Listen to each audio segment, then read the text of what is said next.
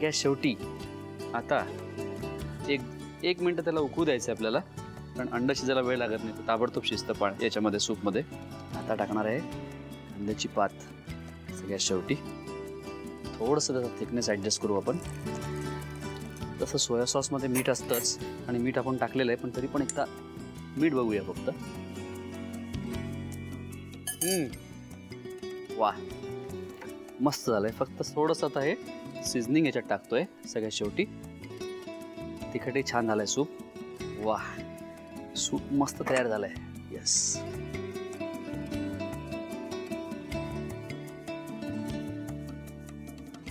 त्याची कन्सिस्टन्सीचा थिकनेस खूप छान आलेला आहे. तसं हे पोटभरीचं सूप आहे मस्त. एखाद्या वेळेस हरकत नाही लंच म्हणून.